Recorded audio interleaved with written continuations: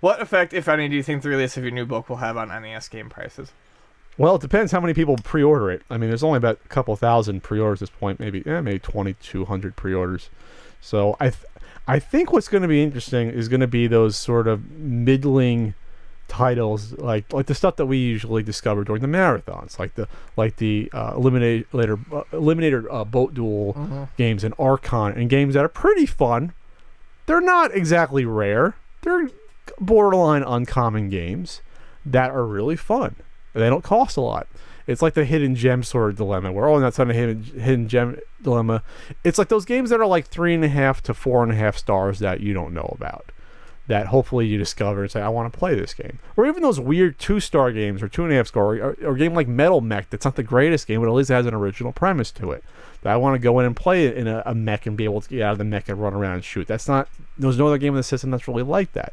It's those games like that, that's why I love the library, is that there's so many weird games that they really try to do a lot with the system. Yep. And that's what it comes, or even playing a really weird ass game and seeing how awful Last Ninja is. Don't do that. It's not a good game. No, and plus it's actually pretty uncommon.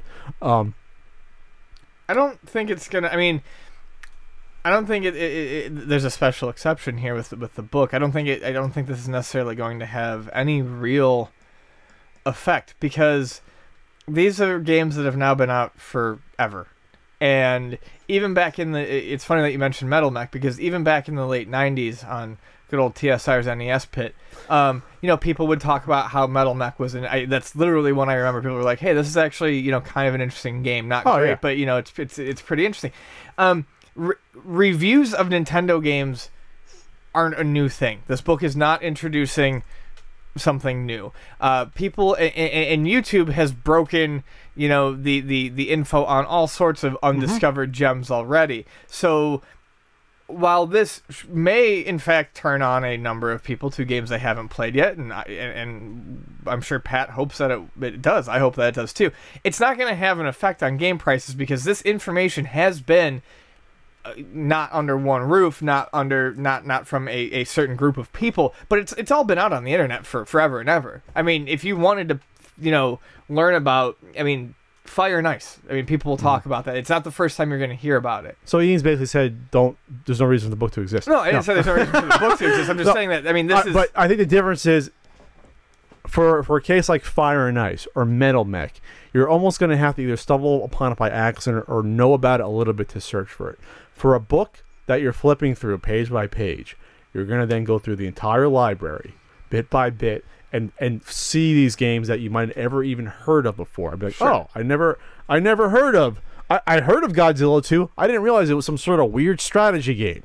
You know what I mean? Like something like that. Okay, but and that's true, especially or I didn't realize G.I. Joe 2 or the Atlantis was really a drop-off in quality from the first one, at least in my opinion, since I reviewed those. If you read it all the way through, you make a good point. But what I'm saying is there's been so many YouTube...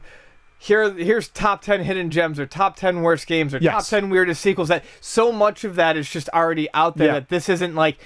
I don't think we're going to see a sudden spike in recognition of Conquest of the Crystal Palace just because it's in print form. Well, hopefully if I sell them. But yeah, I think it's interesting that it's all in one place. And yes, there's websites that actually have it all in one place, but do people either know about them, or are they going to go through? I think people are more likely to read a book all the way through. A book is different. A book is different. Yes. I think that's where I didn't realize that people like the idea of having a book, because people criticize me or said, oh, well, there's websites that have all the information. It's a fucking website. You got to click through every one. What are you going to do? Print out each page and then staple it together? And then it may not be the quality you want anyway. Some of those reviews are just I'm not trying to disparage, but a lot of them are either very short, or they're almost like, some of them read like the back of the boxes. It's like, okay, give me something more. Right. Give me a strange expert about Ian being amused by a seller telling his guys to get him a hot ham and cheese sandwich. What game was that for? I don't remember. Bigfoot. Bigfoot. See, there's excerpts too. There's humorous anecdotes. I didn't need to get anyone a hot ham and cheese sandwich, but that's for the book. Never mind. Read the book and you read that little funny tale about that.